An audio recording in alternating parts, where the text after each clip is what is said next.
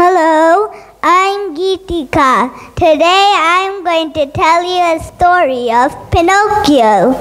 Long, long ago, there was an old woodcarver called Geppetto. He made lots of beautiful clocks and toys. One day, he decided to make a toy puppet that would dance and do some somersaults. So he bought some magic wood from a carpenter and set to work. As he chiseled, he tried to think of a name for the puppet.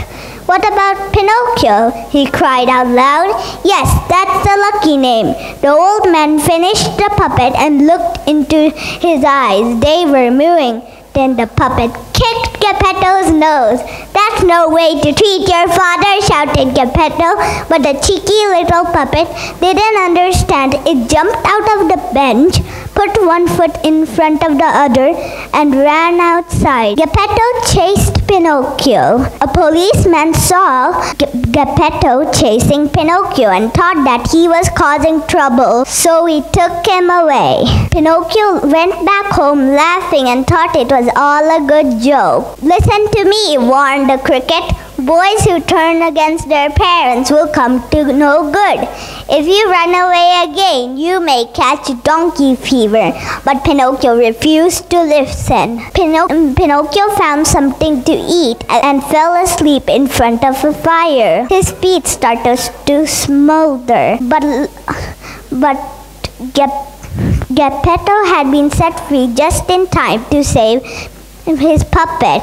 Pinocchio told Geppetto how he had dreamed of being a real boy. He promised faithfully that he would be good and go to school. Neither of them noticed a blue fairy watching them. He was Pinocchio's guardian. She knew he had a lot to learn before he could keep his promise. The next day, Pinocchio proudly made his way to school. Suddenly, he heard a big bass drum. Boom, boom, boom. He quickly followed the sound and saw lots of people gathered for a puppet show. It looked good, so Pinocchio sold his school book to buy a ticket. No sooner had the show started, and the puppets asked Pinocchio to join them. The showman became angry, fearing it would spoil the show. But the audience loved Pinocchio's dancing. The show was a big success. At the end, the showman gave Pinocchio 5 gold coins as a reward. Pinocchio showed the shiny coins over and over his wooden hands. A cat and a fox noticed them from a distance. "Let's steal his gold," decided the greedy pair. So they stood in front of the road and pretended to be beggars. They stopped Pinocchio to talk to him.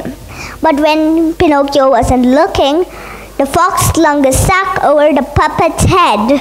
But all was not lost. The blue fairy appeared and clapped her hands to save Pinocchio and gave him back his money and took him home. When they reached, the blue fairy asked Pinocchio where he had kept his coins. "I lost them," he said. "I accidentally dropped them on the way." But actually, he had his coins on his pocket. As Pinocchio told each lie, his nose grew longer, longer, and longer. The blue fairy clapped her hands and the puppet's nose shrank back to normal size. "You must promise to tell the truth and be a good boy. Maybe then one day your dream of being a real boy will come true." Pinocchio said goodbye to the blue fairy and went back home. In the summer vacations, Pinocchio and his school friends went to the beach, and there Pinocchio jumped into a coach that was heading for Playland. Playland sounds like a wonderful place. Pinocchio could do whatever he pleased for. But soon he discovered some long pointy ears and a tail growing out of his body. He remembered so sadly ago that the cricket had told him, "If you run away again, you may catch donkey fever," and now he had. Pinocchio joined the circus but was very unhappy there. So one night he looped over a hoop and over a cliff edge. He heard the blue fairy's voice and everything became dark. He had been swallowed by a fish. He stood up to look around. He was glad to see that his donkey ears had magically disappeared. He saw an old man staring at a flickering candle. It was Geppetto! Pinocchio cried for joy. Father, Father, please forgive me. Of course, my son, of course. But what do you need to forgive? Interrupted Pinocchio. There's no time to talk now. We have to get out of here. The pair walked across the fish's body and tiptoed down his tongue. When the fish opened his mouth, the pair made their escape. Pinocchio swam and swam, carrying Geppetto on his back. He swam and swam until he thought he could swim no more. But then a kindly fish pulled them both to shore. They walked across the bay until they saw a lovely blue cottage. Pinocchio was surprised to see the cricket there. Welcome to your new home, it chirped. This is a present for you two from the Blue Fairy. That night, Pinocchio had a wonderful dream. He dreamed that he deserved to be a real boy because he had saved Geppetto. That moment he woke up and looked around.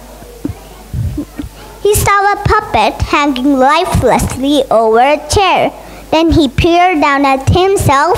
He was no longer a puppet. He was a real boy. Father, Father, he cried out, and the old man came to share the good news. Overjoyed, they promised never to be parted again. The end. Oh, thank you. Thank you so much, Geetika.